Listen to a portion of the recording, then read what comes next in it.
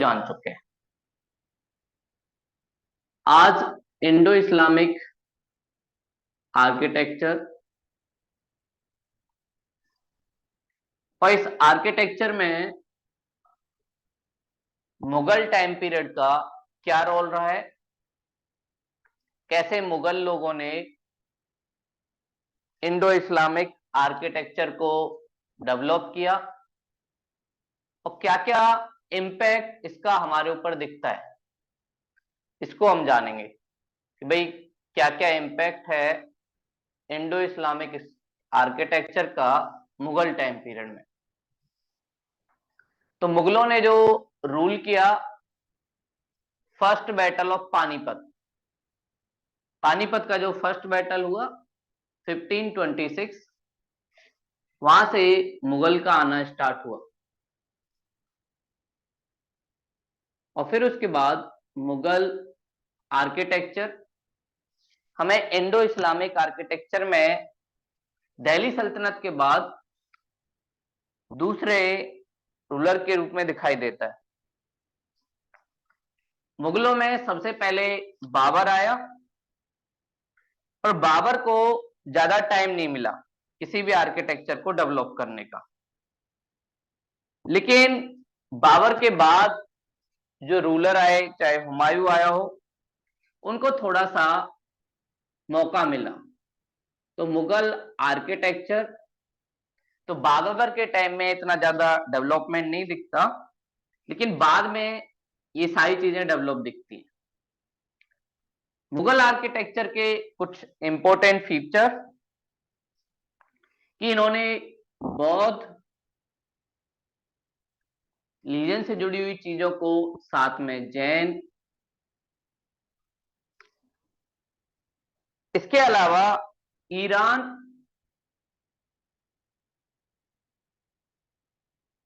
और हिंदू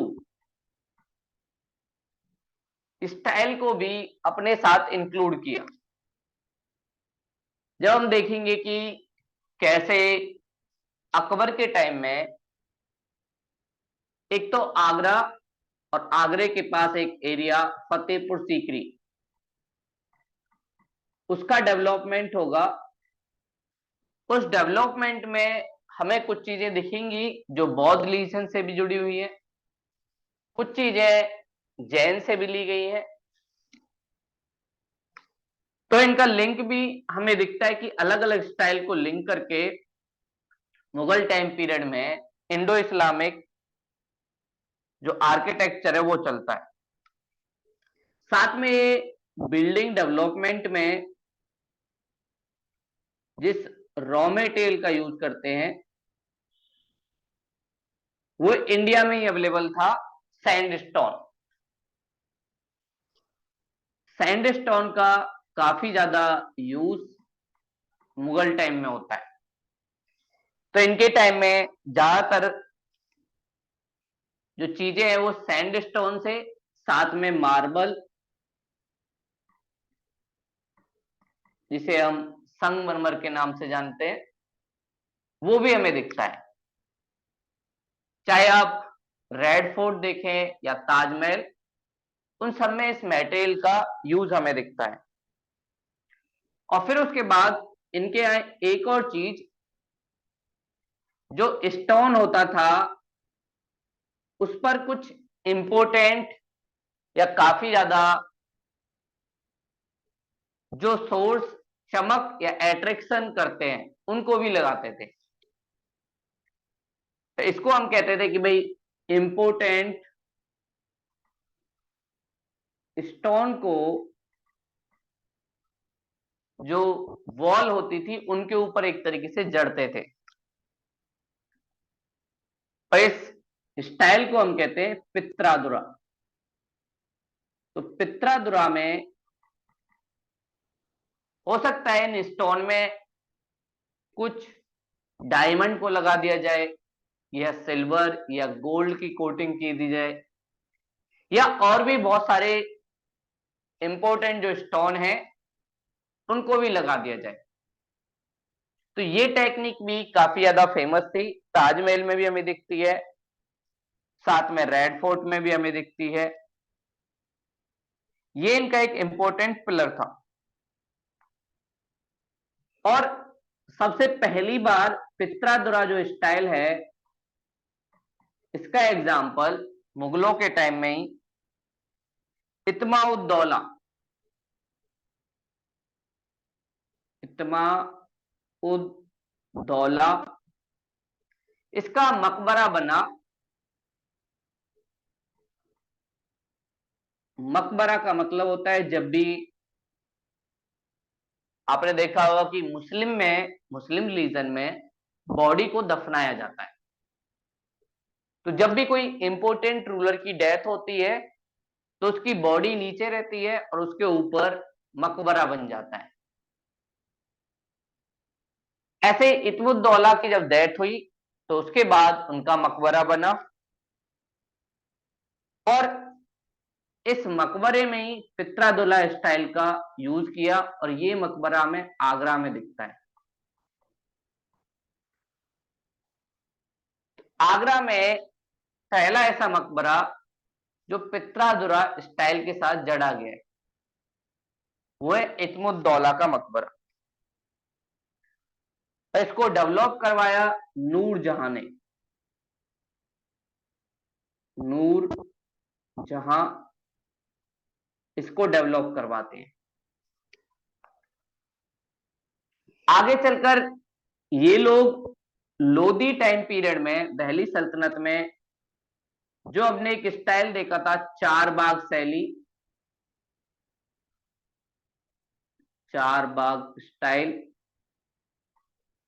और जिसमें हमने देखा था कि चारों तरफ पार्क है, एक पार्क इधर, और बीच में थोड़ा सा बेस को ऊपर उठाते हुए एक बिल्डिंग बना हुआ है। इसी स्टाइल को बोलते थे चार बाग स्टाइल या फोर पार्क स्टाइल। ये मुगलों के टाइम काफी ज्यादा फेमस हुआ, लेकिन इंट्रोड्यूस किया लोदी ने। लोदी के टाइम इसका इंट्रोडक्शन हुआ, लेकिन सबसे ज्यादा यूज किया मुगलों ने। और सबसे पहले मुगलों के टाइम हुमायूं का मकबरा जो दिल्ली में है, उसमें हमें दिखता है। इस मकबरे को चार बाग शैली या फोर पार्क स्टाइल में डेवलप किया गया, और माना जाता है कि आगरा का जो ताजमहल बना, उससे पहले का स्ट्रक्चर वो कहीं ना कहीं हुमायूं के टॉम में हमें दिखता है। तो हुमायूं का मकबरा ताजमहल से पहले एक पूरा डिजाइन तैयार करता है, और फिर उसी डिजाइन को शाहजहां के टाइम ताजमहल बनवाने में इंप्लीमेंट किया जाता है। तो ताजमहल में भी चार बाग स्टाइल का यूज किया गया है। और इसको हुमायूं मकबरे को जो बनवाया वो थी हाजी बेगम, इनकी बहन और अकबर की बेटी, इन्होंने इसको बनवाया। और इस मकबरे की एक और खास बात, जो टॉम था, ऐसे जो सेमी सर्कल आपको दिखता है मस्जिदों के ऊपर आपको दिखेगा, इस टॉम को, या जिसे गुंबद भी कहते हैं, डबल बनवाने का जो प्रोसेस है वो भी मुगल टाइम पीरियड में हुआ। पहले भी टॉम बनते थे, गुंबद बनते थे, बट एक ही लेयर हुआ करता था। लेकिन हुमायूं के मकबरे में हमें टू लेयर दिखती हैं, और ये भी एक स्टाइल, और ऐसा इसलिए किया गया जिससे उसे और स्ट्रॉन्ग किया जा सके। तो टू लेयर्स लगवाई हाजी बेगम ने,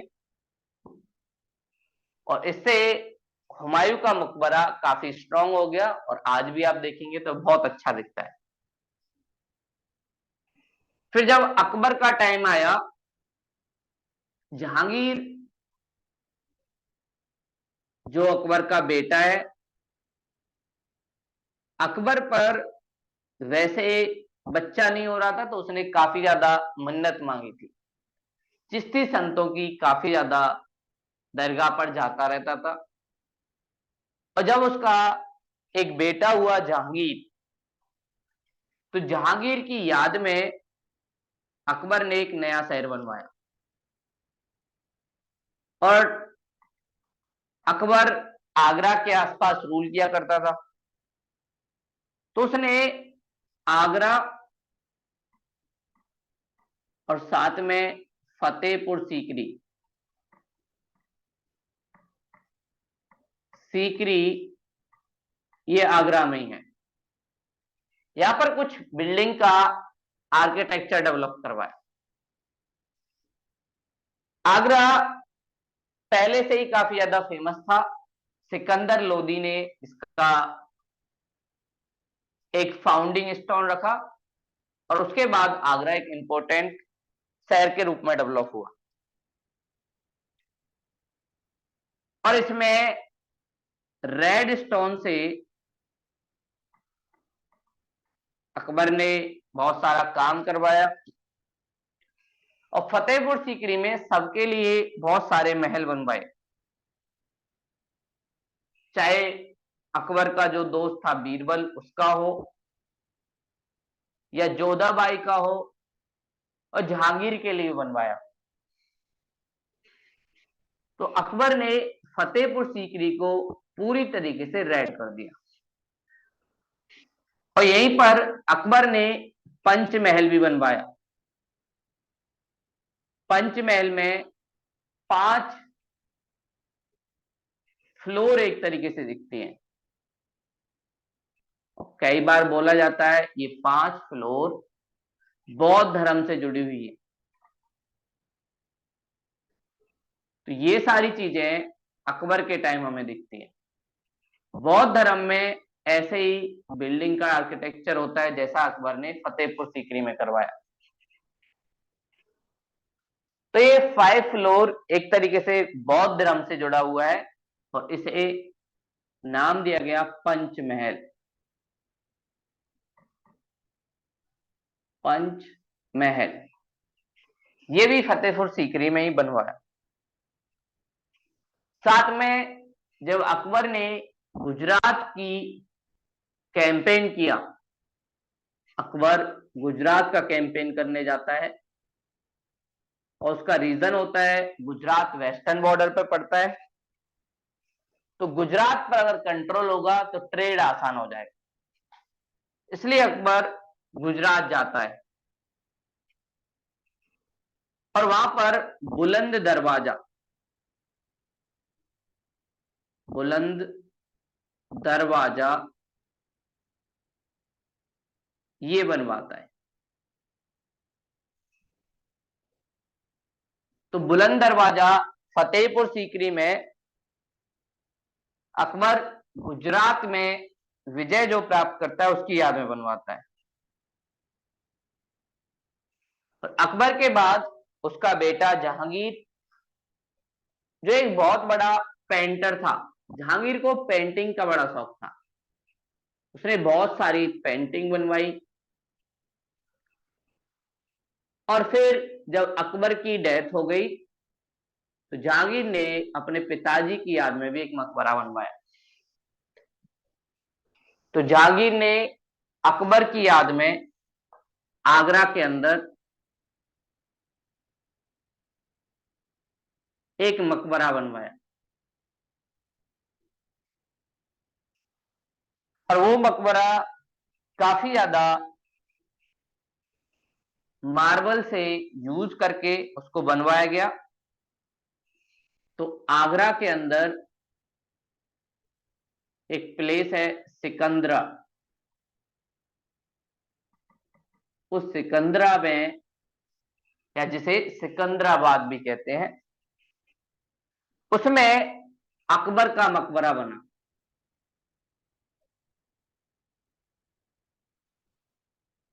और अकबर को वहीं पर दफनाया गया।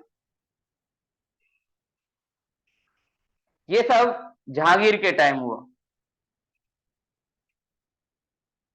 और जहांगीर ने बहुत अच्छे से इस पे डिजाइन करवाई, मार्बल का यूज किया, पूरा व्हाइट मार्बल इसमें यूज हुआ।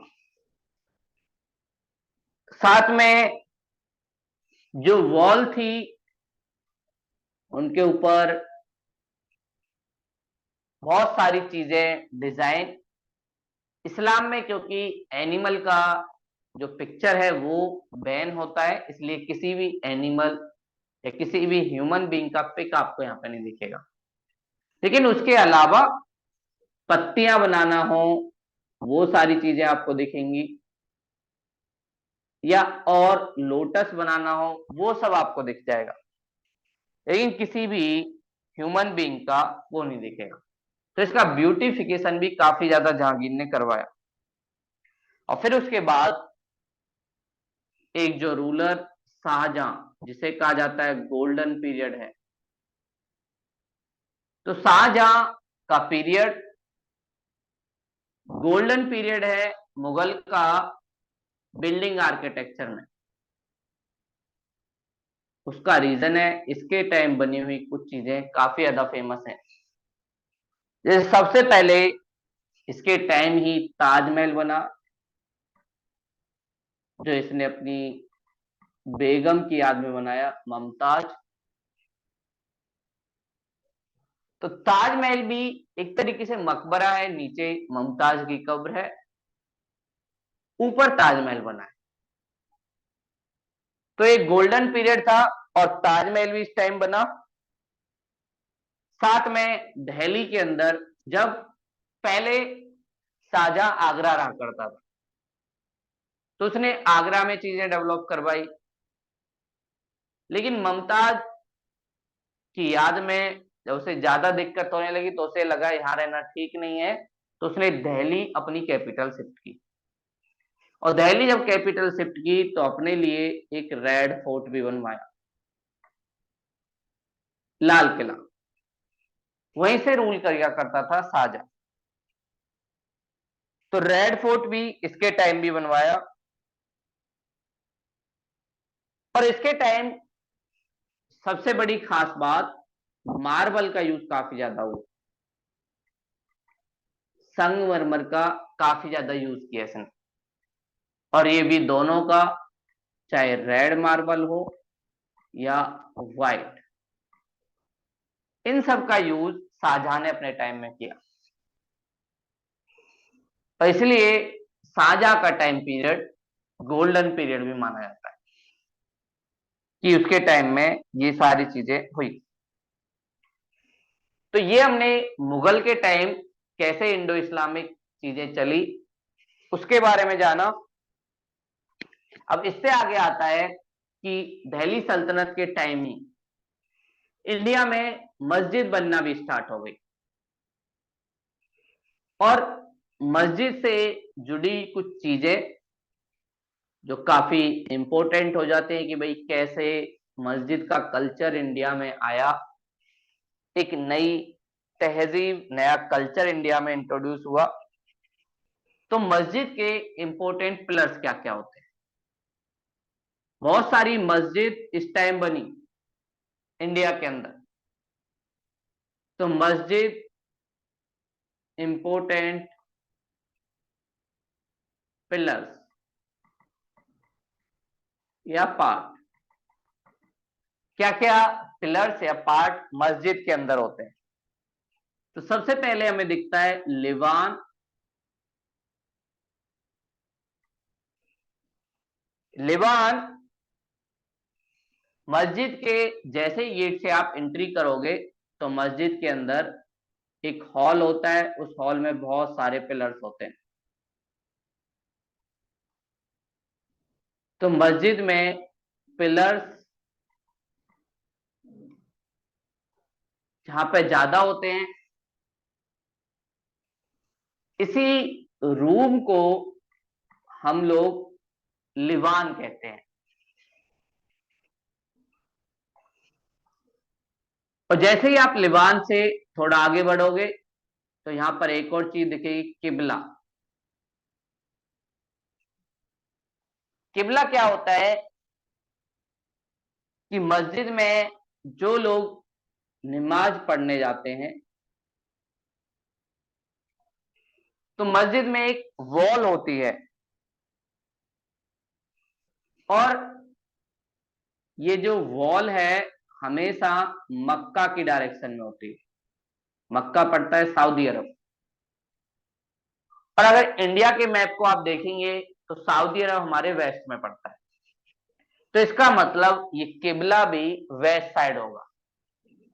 तो मस्जिद की वेस्ट वाली वॉल जो मक्का की तरफ होती है, जहां पे सब लोग नमाज पढ़ते हैं, उसी को हम कहते हैं किबला।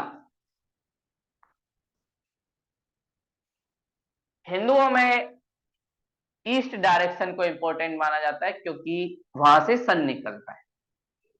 मुस्लिम रीजन में वेस्ट डायरेक्शन को अच्छा माना जाता है क्योंकि वेस्ट में ही मक्का, मदीना, ये इंपॉर्टेंट रिलीजियस प्लेस उनके स्टैब्लिश है। आगे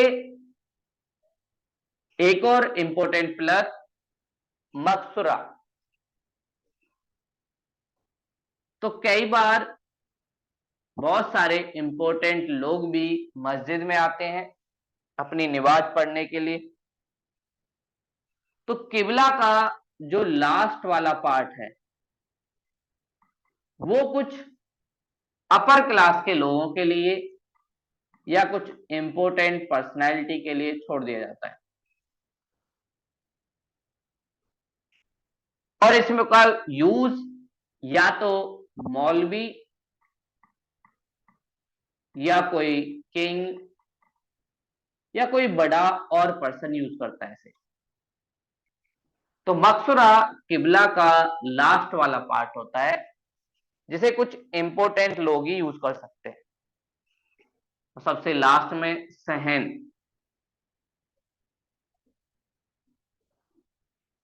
सहन ये वो हॉल है जहां पर सभी मुस्लिम लोग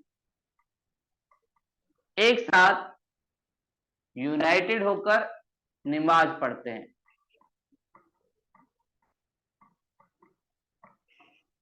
तो वो कहलाता है सहन। मुस्लिम कल्चर में एक खास बात, यूनिटी को काफी ज्यादा प्रमोट किया जाता है और इनइक्वालिटी को हटा दिया जाता है। तो ये इनकी एक अच्छी बात है, जो पूरी ह्यूमैनिटी के लिए अच्छी बात है कि भाई हर इंसान एक है, तो एक दूसरे से गले भी मिलते हैं। वो सारी चीजें आपको सहन में दिखेंगी। और जब रोजा का टाइम आएगा तो उस टाइम सभी लोग सहन के अंदर ही अपनी नमाज पढ़ते हैं। तो ये हमने कुछ इंपॉर्टेंट पिलर, एक लिवान देखा जहां पर पिलर्स वाले रूम एंट्री के बाद, दूसरा हमने किबला देखा नमाज पढ़ने का और जिसकी डायरेक्शन वेस्ट में, क्योंकि मक्का वेस्ट में पड़ती है इंडिया के। अगला मकसुरा किबला का जहां नमाज पढ़ते हैं, सबसे लास्ट पार्ट जहां पर मौलवी, कुछ किंग या कुछ और लोग जो अपनी नमाज पढ़ते हैं, और फिर सहन जहां पर सब लोग इकट्ठा होते हैं। तो ऐसे मुस्लिम कल्चर का इंडिया में इंट्रोडक्शन हुआ। तो ये हमने इंडो इस्लामिक कल्चर से जुड़ी हुई चीजें देखी। अगला, हमारे देश में एक और रिलीजन धीरे धीरे फेमस हुआ, क्रिश्चियनिटी। वैसे बहुत सारे क्रिश्चियन लोग इंडिया में पहले भी रहते थे, लेकिन जब यूरोपियन का आना हुआ और ये ट्रेडर कंपनी इंडिया में आई तो चर्च काफी ज्यादा फेमस हो गया। तो चर्च भी इंडिया में धीरे धीरे बनने लगा। वैसे 15वीं सेंचुरी में पहला चर्च केरल में ही बन चुका था। तो इसके भी कुछ इंपॉर्टेंट पिलर, क्योंकि आज भी बहुत सारे लोग इंडिया में चर्च या क्रिश्चियनिटी को मानते हैं। तो इसलिए उससे भी जुड़े हुए कुछ इंपॉर्टेंट पिलर्स भी हमें दिखते हैं। चर्च में पहला जो एरिया जिसको हम कहते हैं पल्पिट, पल्पिट ये एक एरिया होता है और ये चर्च का थोड़ा सा अपर पार्ट होता है, ऊपर वाला पार्ट।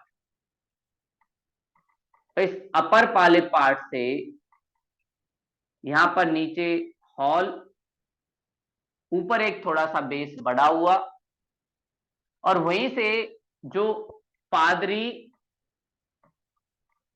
या चर्च का जो हेड होता है और उसके साथ मिलके अदर जो हेल्प करने वाले लोग हैं, वहां से प्रेयर करते हैं। और सब लोग इधर नीचे या तो कुर्सियों पर बैठे होंगे या खड़े होंगे, ये सब लोगों के लिए होता है। तो पल्पिट अपर वाला पार्ट जहां पर पादरी या पोप ये लोग वो होते हैं और लोगों को जो चर्च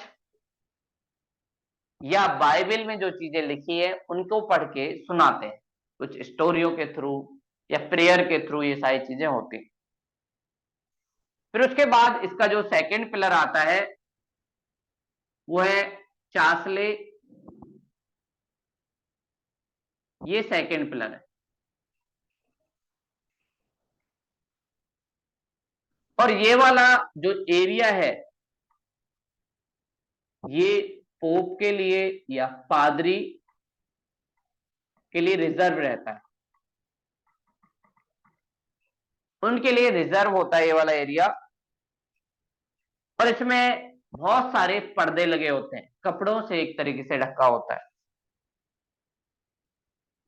और इस एरिया में ही जो बुक है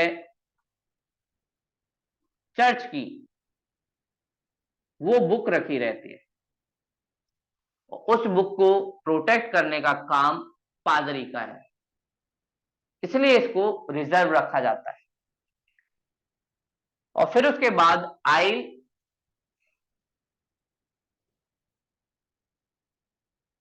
आइल आइल एक कॉरिडोर होता है। आप अगर कभी चर्च गए हो तो चर्च में ऐसे ये बीच का जो रास्ता होता है इसी को कहते हैं आइल। और यहां पर पादरी और उनके लोग कुछ बातें बताते रहते हैं, यहां पर लोग बैठे रहते हैं साइड में। तो ये बीच वाला जो रास्ता है कॉरिडोर इसी को कहते हैं आइल। यहां से सब लोग आगे की तरफ जा सकते हैं या अपने गॉड को जो भी चीजें देना चाहते हैं वो चीजें दे सकते हैं। और ये कॉरिडोर लोगों को आने जाने के लिए रास्ता, साथ में प्रेयर करने का भी मौका देता है। भारत में सबसे फर्स्ट जो चर्च बना वो केरल में बना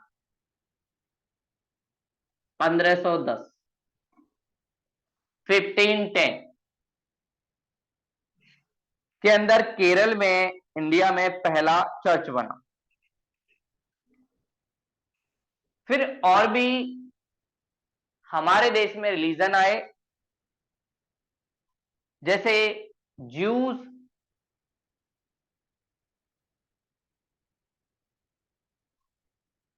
और ज्यूज रिलीजन या यहूदी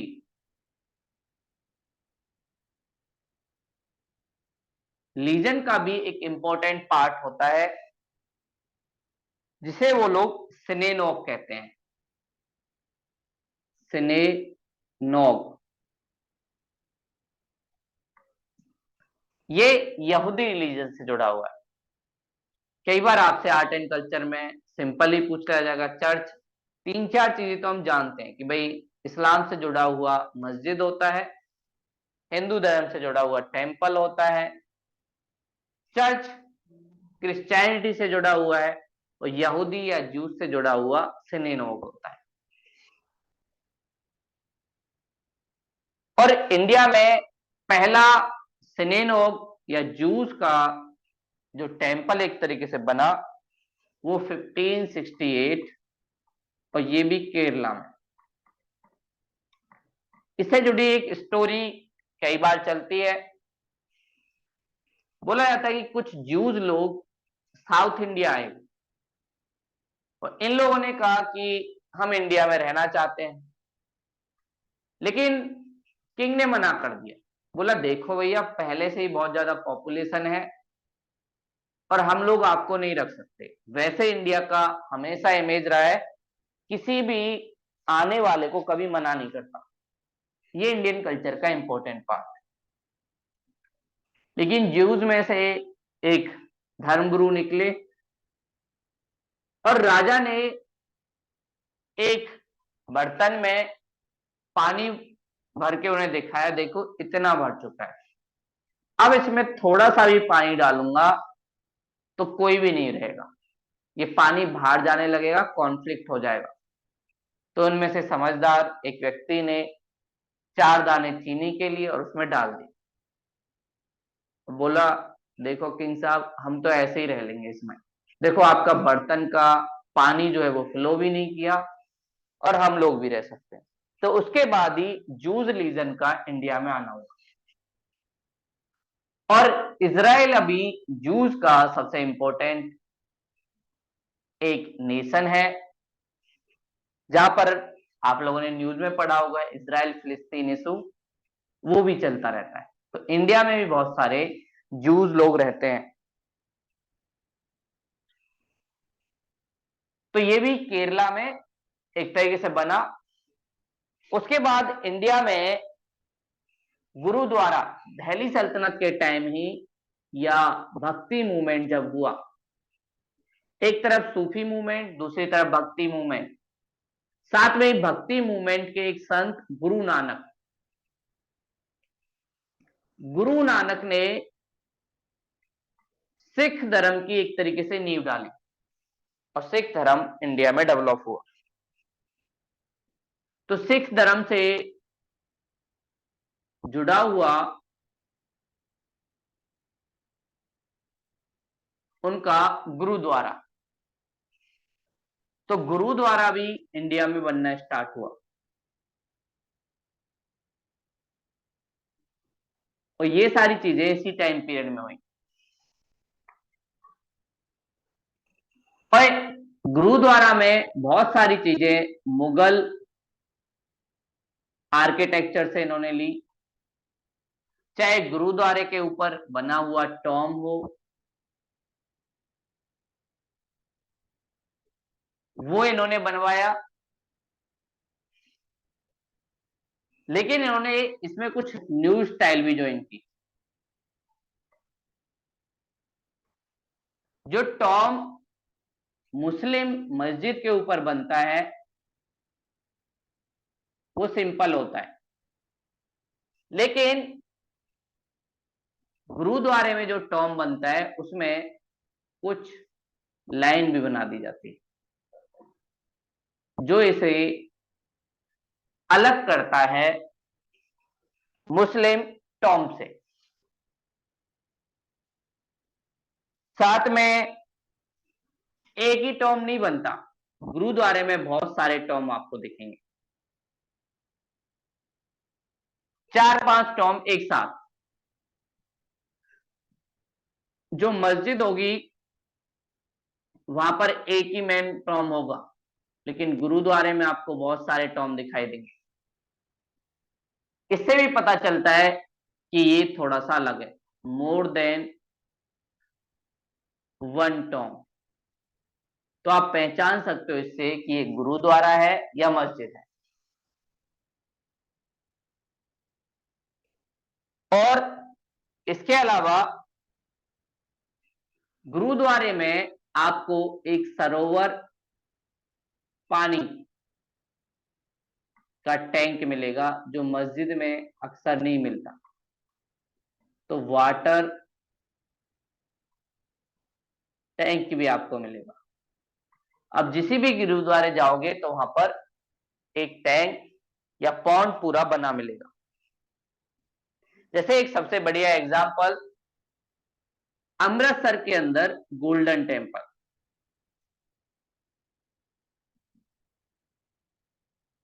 जो गोल्डन टेम्पल है वो कहीं ना कहीं उसके चारों तरफ पानी है। गोल्डन टेम्पल को अगर आप देखेंगे तो चारों तरफ उसमें पानी है और बीच में गोल्डन टेम्पल बना हुआ है। और फिर इस गोल्डन टेम्पल को ज्वाइन कर दिया जाता है एक पुल से, जहां से कोई भी पर्सन इस गोल्डन टेम्पल में प्रेयर के लिए जा सकता है, लेकिन इसके चारों तरफ पानी पानी मिलेगा। ऐसे गोल्डन टेम्पल बना हुआ है। तो ये चारों तरफ पानी से घिरा हुआ है, बीच में एक बिल्डिंग बनी हुई है और फिर उसके बाद इसमें गोल्डन से इसे एकदम टॉम को जड़ दिया गया या उस पर कलर करवा दिया गया, कोटिंग करवा दी, इसलिए उसको गोल्डन टेम्पल भी कहते हैं। तो ऐसा नहीं है वो पूरा ही सोने का है, बस उस पर लेयर्स चढ़ी हुई है। सारा सोने का होता तो कोई भी अटैक कर नहीं छोड़ता। और इसके बनाने में जो सिख गुरु थे रामदास, उनका एक रोल इंपॉर्टेंट था। गुरु नानक जी ने इनको नहीं बनवाया, वो बस सिख धर्म की नींव एक तरीके से बेस बना के चले गए।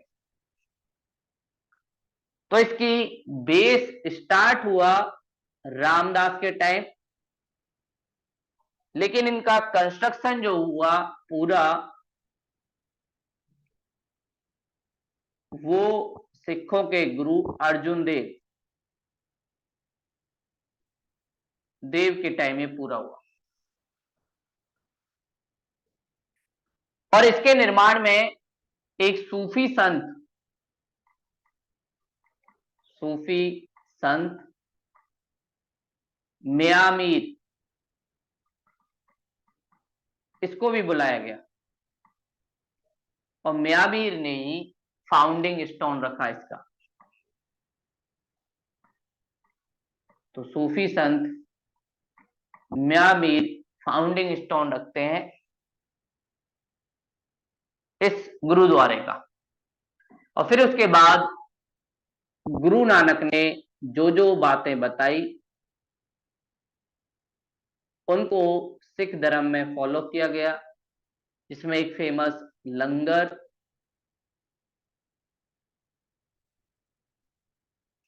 कि वेलफेयर करना, कोई भी भूखा है तो उसको खाना खिलाना। तो ये सारी चीजें इन्होंने की। अगले जो पारसी रिलीजन वाले हैं, इंडिया में पारसी भी दिखते हैं। पारसी रिलीजन वाले जो वर्शिप करते हैं वो है अग्नि मंदिर, अग्नि टेम्पल। इनके यहां पारसी रिलीजन में फायर को काफी ज्यादा इंपॉर्टेंस है, इसलिए इनके टेम्पल को बोलते हैं अगियारी। अगियारी पारसी रीजन का टेम्पल होता है और ये लोग आग को हमेशा जलाए रखते हैं। तो ये कुछ अलग अलग रिलीजन से जुड़े हुए कुछ आर्किटेक्चर जो इंडिया में दिखते हैं। फिर उसके बाद इंडिया में यूरोपियन के आने के साथ हमारे देश में कुछ विक्टोरियन आर्ट या आप यूरोपियन आर्ट कह सकते हो, उसका भी आना हुआ। और यूरोपियन आर्ट भी इंडिया में धीरे धीरे फेमस होने लगी, क्योंकि यूरोपियन ने कलकत्ता, जिसको कैपिटल बनाया बंगाल में, वहां पर विक्टोरिया हॉल पूरा डेवलप किया, तो इसीलिए इसको कहते हैं विक्टोरियन आर्ट। तो विक्टोरियन आर्ट इंडिया में आई और इसको इंट्रोड्यूस किया यूरोपियन ने। तो यूरोपियन लोगों ने इंडिया में ये सारी चीजें की।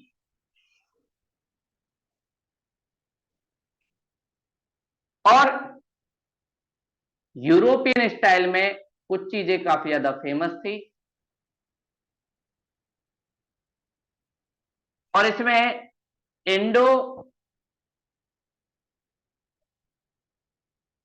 यूरोपियन आर्ट ये हमें दिखती है। कुछ इंडिया से लिया, कुछ यूरोप से आया।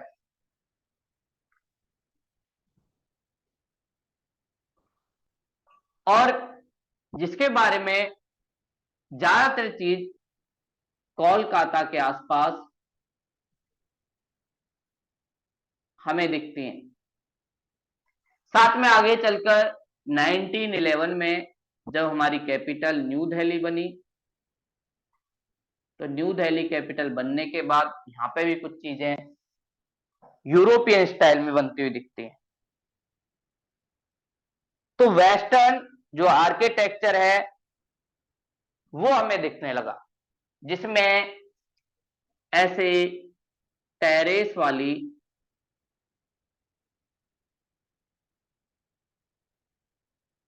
आप देखेंगे यूरोपियन उसमें हमें दिखती हैं। आजकल हमारे घर भी ऐसे थोड़े बनने लगे हैं।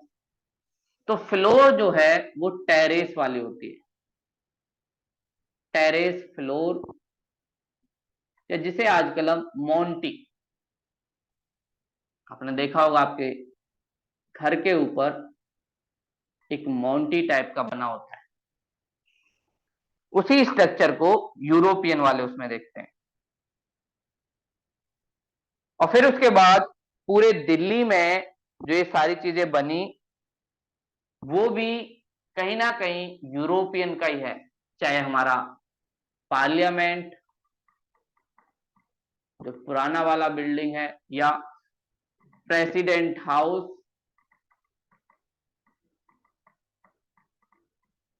या उसका ब्यूटिफिकेशन करना हो, तो ये सारी चीजें आपको दिखती हैं यूरोपियन आर्ट से जुड़ी हुई। फिर आगे चलकर उनके एडमिनिस्ट्रेशन के लिए बहुत सारी बिल्डिंग इन्हें बनवानी पड़ी। तो आप कभी रेड फोर्ट जाओगे, लाल किला दिल्ली में, तो उसके पास में ही एक एरिया दिखेगा जो ब्रिटिश एडमिनिस्ट्रेशन के लिए बनाया गया है। वहीं पर ब्रिटिश एडमिनिस्ट्रेशन के लिए रहने के लिए बहुत सारी बिल्डिंग है।